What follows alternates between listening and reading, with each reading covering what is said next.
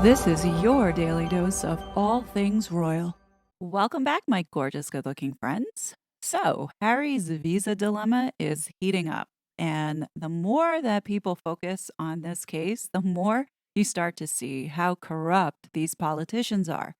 So, today, an article came out in the Express in which it states Prince Harry's US visa lifeline plans exposed as Dems could twist law in his favor. Now, look, let me preface before any of you come into my comment section to say, oh, why don't you talk about the Republicans this way? Well, it's because the article is related to the Democrats, and the people that Meghan and Harry are connected to and aligned with are the Democrats. If this article had said Prince Harry's US visa lifeline plans exposed as Republicans could twist law in his favor, I would still report it. So please know that I am focusing on the people that are involved with this guy. And they just so happen to be these Democrats. And what's happening here is we're starting to see the unraveling of all this corruption that these people are involved with. This article includes Nancy Pelosi. And if you don't know who Nancy Pelosi is, she is a House Representative Democrat supporting the 19th District of California. She also served as the 52nd Speaker of the United States House of Representatives from 2007 to 2011, and then again during the Trump years, 2019 to then 2023, when the Republicans took over the House. Now, she is a very controversial figure because not only was she very supportive of the Obama years, but also during the Trump years, she was extremely vocal about her disdain for Donald J. Trump. It is alleged that Nancy Pelosi had a big hand in the insurrection and what it unfolded that day. We're not going to get into that, but many suspect that the corruption with Nancy Pelosi is extremely deep and she should also be put on trial. But that we'll save for another day. Anyhow, this article goes on to say after Democrat politician Nancy Pelosi defended Prince Harry's residency in the U.S., some Republican political experts are concerned Democrats could twist the law in the Duke's favor. And they're referencing the article that came out yesterday to where Nancy Pelosi defended Prince Harry as she told the Daily Express that Donald Trump is a sick person for suggesting the Duke could be deported from the U.S. The former Speaker of the House of Representatives made the comments at Oxford University on Thursday after taking part in a debate at the Oxford Union.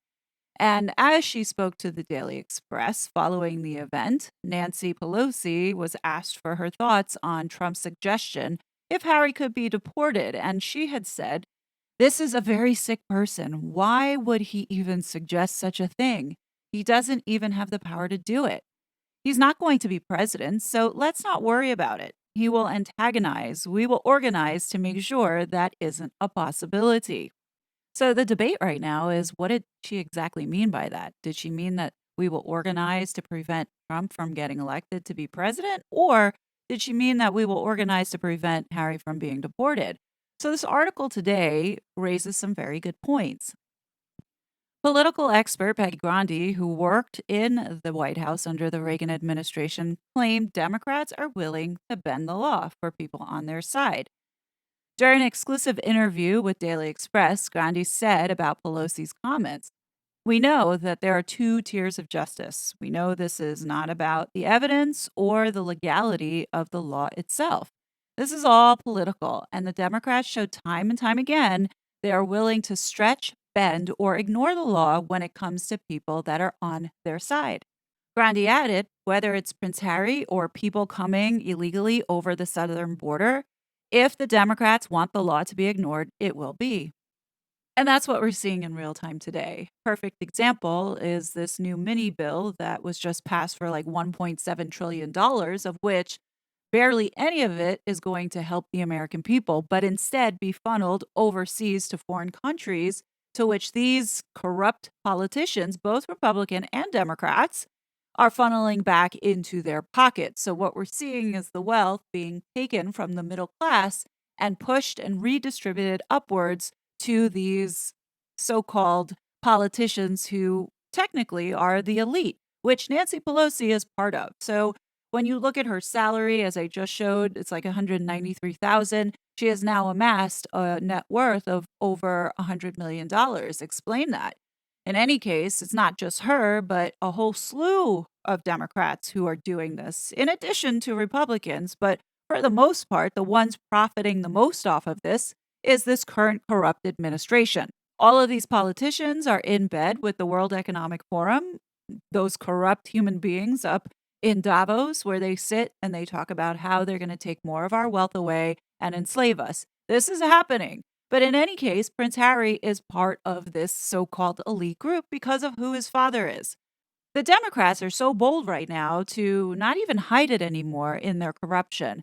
When we look at Homeland Security and the person that's really guarding this visa information, which is Alejandro Mayorkas, who is the secretary of DHS, he had been accused already in 2015 under the Obama administration for favoring certain elites for political reasons. So in this case, back in 2015, he was accused of giving preferential treatment to Hillary Clinton's brother, Anthony Rodham. It's a given that DHS is protecting Harry. I mean, it can't be any more obvious, especially with what we have in place and who Meghan and Harry have been associated with and had been helping, especially with their Farswell public charity. I don't have much faith right now in our justice system because exactly what that article said. It is a two-tiered justice system. We see what is going on with our former president, which is absolutely disgusting in how they're treating him versus what should be going on to some of the crimes that have been committed by the Bidens, the Clintons, and the Obamas. Now, don't get me wrong, there are Republicans that also should be investigated, like the Bushes.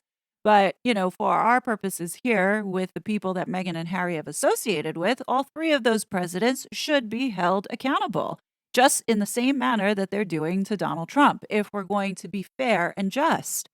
The thing that's so disgusting about all of this, with all these humanitarians and NGOs and what is being facilitated as the world's largest human trafficking ring here in the United States under the Biden administration, we have children going missing. And this is being predominantly funded by the American taxpayer. In fact, if you think about it, we're also funding the other illegal migrations that are happening in other Western countries because the UN is the one that is encouraging and facilitating this. The United Nations just released the 2024 Interagency Coordination Platform for Refugees and Migrants from Venezuela. And it notes that a planning and budget document for handing out $1.6 billion in 17 Latin American countries, and it confirms, finally, that the United Nations, with the helping hands of 248 named non-governmental organizations, the NGOs, is indeed giving debit cards to illegal migrants, funded in large part by U.S. taxpayers. That money is most often handed out, other UN documents show, as prepaid rechargeable debit cards, but also hard cash in envelopes, bank transfers, and mobile transfers the U.S. border-bound travelers can use for whatever they want. This is only one part of much broader UN hemisphere-wide vision that aims to spend $1.59 billion assisting about 3 million people in 17 countries who emigrated from home nations. And keep in mind, that's just their budget for the coming year. And it's worse than this, actually. They're facilitating it, they're paying for it, they're awarding these people for violating U.S. law. What is really alarming to me now is seeing that some of these NGOs, most notably yesterday from Guatemala, the Save the Children organization, had been raided for abuse of these children that have been coming over as migrants. What's sick is that the liberal media, the ones that support Harry and Meghan, have gone into full PR mode in denying that these claims are real and that it is a political attack. As you can see, the New York Times is reporting quickly that the Guatemalan authorities searched the offices of Save the Children, the international charity said, in an inquiry into claims of child abuse that it denied. The search was widely seen as a political attack in a country with a history of targeting nonprofits. So we have leftist liberal media outlets reporting these lies. This is propaganda because the actual MP of the Guatemalan government is coming forward and saying that they have enough information to go ahead and raid this NGO. Now, why do you think no one is talking about this here in the United States? Or at least none of the major media outlets are reporting on it? Is it because nobody's going to click on it and they're not going to get paid for the story? Or is it because, they don't believe it? Or is it because it's something a little more sinister? And that's because all roads lead back to these disgusting people. Save the Children's tied with Ghislaine Maxwell and Sleazy E, Hillary Clinton, Oprah, Bill Gates. And in 2019, I mean, you can't make this up, Save the Children gave Bob Iger and Disney an award for his and his company's support of this organization. No big deal, right? It's just that this little company called Disney has a rampant problem of PD files and hires convicted PD files and registered offenders like Brian Peck. I'm not going to get into all the trips that Sleazy E made to Disney with children, but all of these roads of child abuse and trafficking lead back to Hillary Clinton and the same usual suspects. You can't make this up. Think about this 85,000 children that is on record to be missing currently in this migrant crisis, which we know the number is higher, and nobody is talking about it. And that's because all the very same people that are allowing this problem to happen are involved and somehow profiting off of it. You can bet that money is being made hand over fist in this horrific humanitarian crisis we have here. But nobody seems to want to address it or tackle it because it's not profitable. We know that if it was, then Harry and Meghan would be involved with it. And sure enough, guess who's involved with Save the Children? You guessed it, Harry and Meghan. In 2021, Meghan and Harry worked with the World Health Organization and Save the Children to get this poison out and equitable to lower income houses. And then again, they worked with Save the Children in 2022. As it's posted here, over 1.5 million children are at risk after flooding in Nigeria. We are grateful to the Archwell Foundation, public charity, co founded by Duke and Duchess of Sussex, for donating to help us deliver life saving supplies to affected families. Here's my question: did those supplies ever get to the so called family? We're looking at 1.5 million children in Nigeria. And now we have an investigation going on in an ongoing transnational investigation, meaning this global network of children. We should all be very concerned as to what the hell is going on here and why these NGOs are supporting and essentially aiding and abetting in this network. Here we have Harry and Meghan giving money and associated to the very same organizations or nonprofits that these PD files are associated with. Explain to me, why are we not questioning this more? And you want to know why the Democrats are protecting Harry and Meghan and their own selves is because of all this nastiness that is now coming out. It's not just the US where this is a problem. This is a problem globally, but in fairness, the United States is the biggest consumer of this child situation. And this is why so many kids have been disappearing. But the current administration is not doing a damn thing to tackle it. You would think all these humanitarians out in Hollywood would speak up, would push back, would want to help. But no, they are a part of the problem. Hence the reason why when we look at Meghan and Harry, they are the worst of what society has to offer in this day and age. So when you see Democrats coming to the side of Meghan and Harry, know that they are equally morally and ethically corrupt. The fact that Prince Harry is allowed to be here to get involved with our government and nobody is talking about that, to me, I find so wild. Why are we not talking about our rights? Why are we not pushing back and saying that our rights are being taken under this current administration and it's not okay? I'm so sick and tired of seeing the same names coming up tied to these nefarious dark activities. When are they going to be held accountable?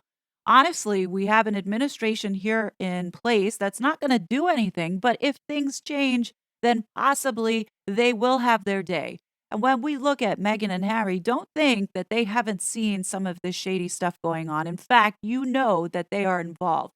Prince Harry says nothing about the African parks and Baka people. when he is a board member of the actual organization and this scandal going on, we should all be very angry that people in this world have so much power that it doesn't matter what we say, nothing is going to happen to them. That's why we need a change in the power dynamic. We have a current administration here in the United States that does not serve the American people. They only serve people like Meghan and Harry. Pay attention, America. Immigrants that are plucked out of the cartel pipeline in Central America at a DHS established regional processing center, or any of those illegal aliens being flown directly from foreign nations into the interior of our country.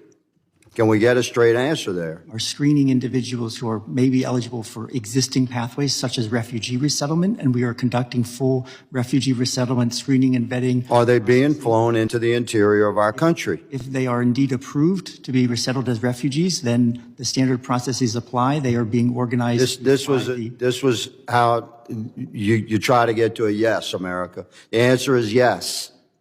Illegal aliens are being pulled from the cartel pipeline at DHS-established regional processing centers in Central and South America and flown directly into the interior of our country. You, Mr. Secretary, have allowed over 10 million illegals, probably higher than that, could be closer to 15 million, we don't know, to invade our country. You've allowed the cartels to make billions and billions. As a matter of fact, you're probably the best business partner they could ever have. They make all this money in human trafficking and drug trafficking at our border. You've allowed approximately 300 Americans to be murdered every single day from fentanyl that comes across our border. And now you're aiding NGOs to steal our elections through your budget. I demand proof of citizenships in our elections, and that is something every single member of Congress should care about. We don't need illegal aliens voting in our elections. We're supposed to be here talking about your budget, but we're talking about how money is being used to make sure people come into our country are able to get a social security number in which they can register to vote. And on that note, Mr. Mayorkas, I demand that Chuck Schumer holds your impeachment trial in the Senate, because that's exactly what we should be focused on right now. According to the Democrats and the media, this is, of course, racist. In fact, it's worse than racist. It's Jim Crow on steroids. Jim Crow. Jim Crow in new clothes. Jim Crow. Jim Crow in a suit and tie. Jim Crow. Jim Crow. Jim Crow. In new Jim Crow. Jim Crow. Backsliding into the days of Jim Crow. voter ID is just the latest example of the GOP turning into an extremist alt-right domestic terror group or whatever. There's only one problem. Most Americans agree that voters should have to show a valid ID before voting. In fact, not just most, but nearly all. According to a recent Harvard-Harris poll, 87% of Americans support voter ID laws. It's not extreme. Joe Biden, Kamala Harris, and this entire administration has deliberately and willfully facilitated the criminal invasion of this country. It is a humanitarian crisis. It is a public safety crisis. It is a national security crisis. When Alejandro Mayorkas last testified before the Senate Judiciary Committee, I asked him how many migrants died last year crossing into this country. He said, I don't know. Of course he didn't. The number's 853, but this administration doesn't care about the body bags that their open borders are producing. When Joe Biden stood before Congress and gave the State of the Union address, he had planned in his remarks not to say a word about Laken Riley, the beautiful 22-year-old woman, the nursing student in Georgia, murdered by an illegal alien Joe Biden and Alejandro Mayorkas released into this country. When Biden gave his State of the Union address, he didn't mention the name Jeremy Caceres, the 2-year-old little boy murdered just miles away from here in Prince George's County, again by an illegal alien that Joe Biden and Alejandro Mayorkas released into this country. He also didn't mention the Haitian illegal immigrant that Joe Biden and Alejandro Mayorkas flew from Haiti to America, released, who then violently raped a 15-year-old girl in Boston, Massachusetts, who was severely disabled. What we are witnessing is evil. It is wrong. That is why the House of Representatives impeached Alejandro Mayorkas, because he has aided and abetted the criminal invasion of this United States. And yet Chuck Schumer and the Democrats don't want to talk about it. Even worse, Chuck Schumer and the Democrats want to defy their constitutional responsibility. 21 times in our nation's history, the House of Representatives has sent articles of impeachment over to the Senate. 21 times. Alejandro Mayorkas is only the second cabinet member ever to be impeached. The last time a cabinet member was impeached was 1876, 148 years ago. What Mayorkas has done is extraordinary, and its consequences are profound. Under the Constitution, the responsibilities of the Senate are simple and straightforward. They are to try this impeachment. Chuck Schumer doesn't want to do that. Instead, he wants to move to table the entire thing, and there are three reasons Chuck Schumer wants to move to table the articles of impeachment. Reason number one, he does not want to allow the House managers to present the evidence of Alejandro Mayorkas and this administration's willful decision to aid and abet this criminal invasion of this country. The second reason Schumer wants to table the articles of impeachment is he does not want a trial. He does not want the American people to see the facts. When each of us lay out the facts of what's going on, no Democrat argues there's not another side. They don't defend it and say, no, it's great. Don't worry about the people who are dying. Don't worry about the children being raped. Don't worry about the Mexican drug cartels making billions of dollars. The Democrats have no response. Their response is they count on the media not to report it. That's their entire strategy. And the third reason Schumer wants to table these articles of impeachment is he does not want Senate Democrats, particularly those on the ballot in November, to vote guilty or not guilty, because it is indisputable Alejandro Mayorkas is guilty. And he's not just guilty of aiding and abetting the invasion that has happened for the last 3.5 years and every dead body that has resulted, but he's guilty tomorrow and the next day, and the next day he intends to continue facilitating and accelerating this criminal invasion. Of the 21 times the House has voted out articles of impeachment and sent them to the Senate, in 4 of them, the Senate either lacked jurisdiction because the individual was a senator and not an executive branch officer or a judicial officer, or the person impeached was out of office and the case was mooted. In every single case where the individual impeached was still in office, in all 17, the Senate conducted a trial and adjudicated and came to a decision, guilty or not guilty. In 2013, Harry Reid nuked the filibuster. That did enormous damage to the institution of the United States Senate. In 2024, Chuck Schumer intends to nuke the impeachment clause of the United States Constitution. And make no mistake, if this precedent is set, it will not be the last time it is used. If and when Donald Trump wins in November, if, God forbid, Democrats have the House, they'll impeach him again. And probably again and again and again. And what Chuck Schumer is deciding is the Senate no longer has to try impeachments, but instead can hide behind procedural games. Anyone who cares about the security of this country should oppose what Schumer is doing and vote to convict Alejandro Mayorkas, and anyone that cares about the United States Senate and about the United States Constitution should demand that a trial be conducted. The American people deserve a trial, and I would encourage everyone in the media, ask yourself, why is Chuck Schumer so terrified to have a trial on what's happening on our southern border? And the answer is he cannot defend it, and he desperately wants to keep it hidden and secret from the American people. The reality that we have here, there are people that are going to continue to vote for this regime. They fall into three camps. In one camp, they are the wealthy uber elites who don't want to give up a good thing, especially if they are grifting off the backs of the American people and getting some of that tax money, which this is why all these rich philanthropists open up these foundations because of these government contracts.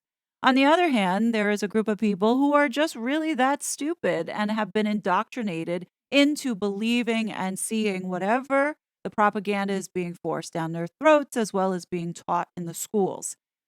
Now, the third camp is ultimately where the Democrats want you to be. This was the mission that Obama had started out on, which was to get people dependent on the state. So, if you're going to give them housing, benefits, food, all by the government and not have to work for it, why wouldn't you continue to vote for the same party if you're going to be given everything? So, where we are right now with this whole migration situation is to say, you know what, you come here on the taxpayer's dime. We're going to give you free housing, free food, free money, and you don't have to do anything except vote for us. What do you think they're going to do? They're going to continue to vote for this party to a point where people become more and more dependent on the system. And then that's where the government has more control. In this situation, this is how communism, socialism seeps in. Hopefully, those that made it this far to the video understand and acknowledge this. But if you still don't and rolling your eyes thinking that that would never happen to the free world, think again, because slowly by slowly, things are being taken away from you and you're given no choice, no voice. And here's the thing, you have the choice and voice now, and that is to vote if you are in this country. What we have going on right now is not good. And if we continue down this path over the next 4 years, seeing all this horrific stuff happening and elites like Meghan and Harry being favored with no consequences, it's only going to get worse. The reason why I talk about this so much is because, yeah, I do want America to be the greatest. And there shouldn't be anything wrong with saying that you want to make America, or at least New York City, great again. It's shit right now. That shouldn't be something dirty to say. And for any of those that say that I am MAGA, well, get over it. There's nothing wrong with wanting to be better. And for those that like to shame others for wanting this country to be better, then shame on you for sympathizing with this dirty corruption that we are witnessing in real time. Anyhow, Harry and Meghan are a part of this problem, and Harry needs to go. Hence the reason why we need to know, because the American deserves to know what he put on his visa. And if he did lie, he needs to get kicked out per the rules. He is not above the law. Regardless, what's happening with DHS and this open border situation and not deporting people, should be alone something you need to think about come November when you go to vote. Do you want this to continue? Let alone allow people who are of a different status be able to have privileges that you as the American do not get yourself. You really need to think about that, because this is what we are dealing with. And I'm sorry, but this corruption is so in your face that they're not even hiding it anymore. So I ask you, my fellow American watchers, is that acceptable? I don't find it acceptable, and I hope as an American you don't either. But definitely leave your thoughts below. As always, I will be back with more content, but until then, please be safe, and I will talk to you later. Bye! You're such a fraud.